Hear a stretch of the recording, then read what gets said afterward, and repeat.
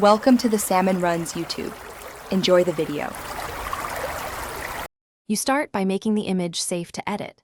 Duplicate the background and convert that copy to a smart object so every filter stays reversible.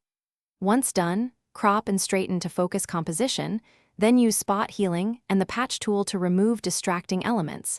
This prevents artifacts when stylizing. Make sure to set the document to 300 ppi if you plan to print.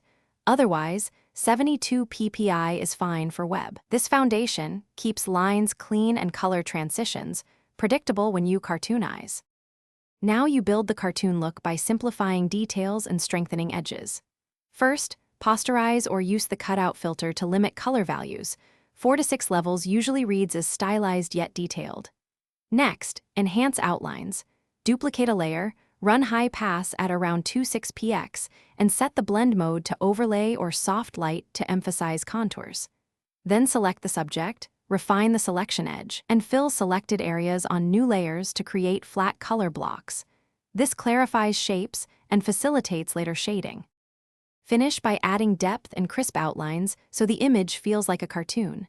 Paint shadows on a multiply layer and highlights on a screen or overlay layer, using a soft brush to suggest form. This retains the flat color style while implying volume. For lines, either extract and clean the outline with the brush stroke filter, or trace with the pen tool and stroke the path for precise results. Finally, export PNG for transparency or JPEG at 80% for web, and save a PSD copy to keep editable layers.